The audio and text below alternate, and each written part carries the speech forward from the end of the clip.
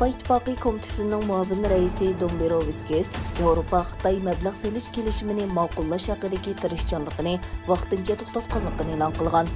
Dombrovskis seshanba kundagi so'zida Yevropa İttipaقı bilan Xitoy o'rtasidagi siyosatni 2020-yilning oxirida hosil qilingan Yevropa Xitoy mablag' selish kelishimining tasdiqlanishiga foydasiz.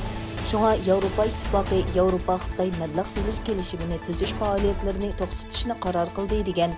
Köp yıllık qatmal vəziyyətdən keyin Yevropa İttipaقı 2020-yilning oxirida Xitoy bilan Yevropa Xitoy mablag' selish kelishimini imzolagan bolsa-mu, Yevropa İttipaقı uzun o'tmay Xitoyni Sharqiy Turkistonda kishilik huquqqa daxl-taruz qildi deb ayblab, aloqador Xitoy amaldorlariga jazo yurgizgan. Bu Yevropa İttipaقının 1989-yildagi Tiananmen vaqasidan buyon tunji qatim Xitoyga jazo yurgizishi hisoblangan. Xitoymo o'ch elish maqsadida Yevropa parlamenti a'zolari, shundaqla akademiklar va Germaniya aql ombiridagi tadqiqotchilarga jazo yurgizgan.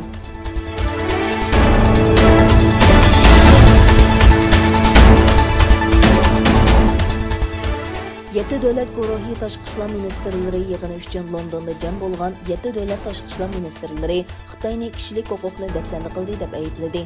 Yettä döwlet gorohى tashqi ishlar ministrlari yig'inining oxirgi kuni e'lon qilingan birlashma bayonotida Xitoyning xohlagancha majburlash xarakterli iqtisodiy siyosatini tanqid qildi va Xitoyga xalqaro savdo qoidasi, kishilik huquq va asosiy erkinlikka hurmat qilish chaqiriq qilindi.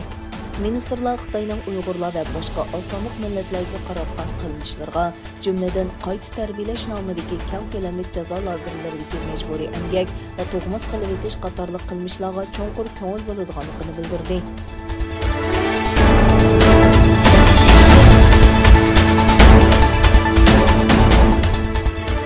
Yangi Zelandiya parlamenti tönögün Uyg'urlarga aloqador bir taklif loyihasiga qarab chiqqan bo'lib, parlament a'zolari Uyg'urlarning Xitoy tarafidan ig'ir kishilik huquq dafsandichiligiga uchrayotganligini birdek muayyanlashtirgan. Ammo buni irqiy qirg'inchilik deb bekitmagan. Reuters agentligining bu vaqtdagi xabarda bildirishicha, mazkur taklif loyihasini Harakat Yangi Zelandiya partiyasi o'tirg'a qo'ygan. Mazkur partiyaning muavin boshlig'i Van Villendan bildirishicha, ular bosh ministr Jenista Ardinning partiyasining qo'llashiga erishish uchun taklif loyihasidagi irqiy qirg'inchilik degan so'zni ig'ir insoniy huquq dafsandichiligi degan so'zga almashtirib o'tgan. O so'zida bu loyiha irqiy qirg'inchilikni chiqarib o'tgan bo'lsa-mu, biroq irqiy qirg'inchilik yuz berayotganligini, buningga ishonchlik dalillarning borligini bildirgan.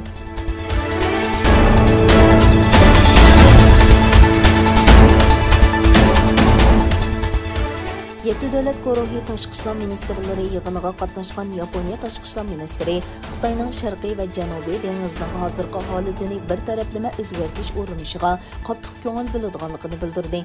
Londonda o'tkazilgan G7 tashqi ishlar ministrlari yig'inida so'z qilgan ministr Motegi Toshimitsu Xitoyning Tinch okean rayonidagi tahdid faoliyatlariga bo'lgan andishasini bayon qildi. Motegi 1-fevraldan boshlab yo'lga qo'yilgan yangi qonunga inkas qaytirib, Xitoy dengiz qirg'oqi muhofaza atrofidagi qoidaga mos kelmaydigan chet el paraxodlarga qarshi qurol ishlatish huquqi berganligini tanqid qildi. Motegi yana Sharqiy Turkiston va Hong Kong alohida ma'muriy rayondagi kishilik huquq dafsandichiligidan andisha qiladiganligini bildirdi.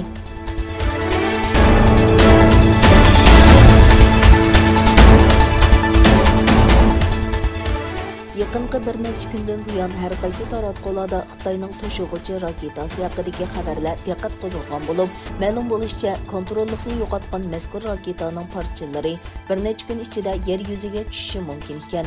Amerika mudofaa ministrlarining bayonotchisi Howard bu haqda to'xtalib, bu to'shig'uchi raketaning asosli qismini kontrol qilg'ili bo'lmaydiganligini va oldin bekitilgan joyga tushmaydiganligini, uning atmosfera qatlamiga kirgandan keyingi ahvolni mo'ljarlashning tasdiqini, eng ig'ir bo'lganda raketaning parchalanib, parchalarining necha 100 kilometr doiraga ziyon yetkazishi mumkinligini bildirgan.